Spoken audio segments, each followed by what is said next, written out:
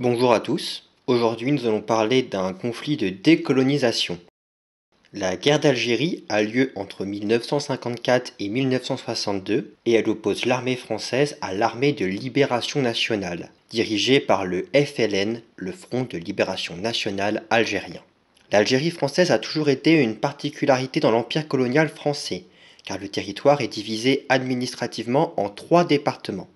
90% de la population algérienne est arabe ou berbère et 10% sont des colons européens qui se sont installés sur le territoire depuis 1830. Les inégalités socio-économiques entre les colons venus de France, qu'on appelle les pieds noirs, et les Algériens sont flagrantes. Les colons ont non seulement accaparé les meilleures terres, mais ils occupent aussi les plus hautes fonctions dans l'administration.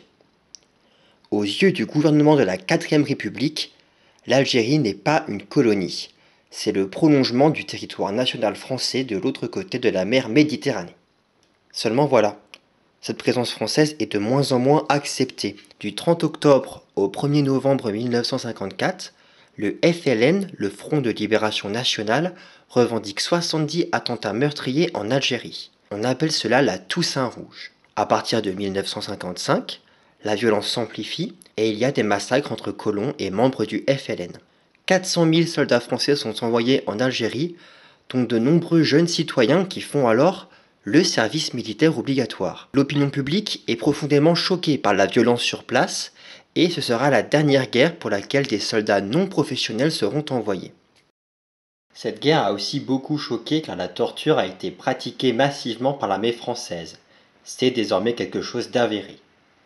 De son côté, le FLN a aussi des méthodes tout à fait condamnables, notamment envers les Algériens qui soutiennent la présence française. De 1954 à 1958, la 4ème République ne parvient pas à trouver une solution à ce conflit. En 1958, on appelle le général de Gaulle, qui s'était retiré de la vie politique depuis 1947.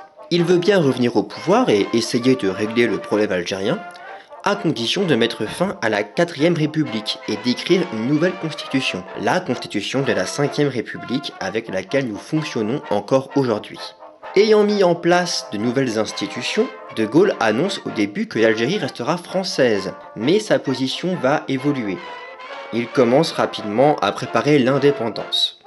Les généraux et les colons qui vivent sur place se sentent trahis et fondent l'OAS, l'organisation de l'armée secrète. En 1961, l'OAS tente un coup d'État pour renverser De Gaulle.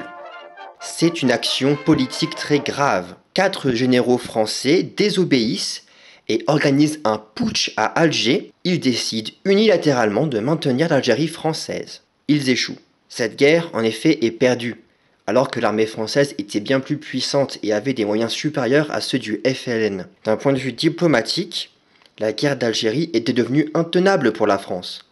Dans un monde en pleine décolonisation, le gouvernement français se retrouve complètement isolé à l'ONU sur les événements algériens. Les autres pays condamnent également l'action de la France, qui pratique une guerre qui semble d'un autre âge. Le 18 mars 1962, les accords d'Évian sont signés et font de l'Algérie un pays indépendant. Mais l'indépendance du pays ne règle pas le problème algérien. Il faut organiser le retour en France des pieds noirs et des harkis, qui seront bien souvent accueillis dans des conditions sanitaires et administratives indignes. Pour toutes ces raisons, la guerre d'Algérie est souvent considérée comme une des périodes les plus noires de l'histoire de France. Elle aura marqué un bouleversement politique avec le début de la 5ème République et elle aura fait près de 300 000 morts en Algérie.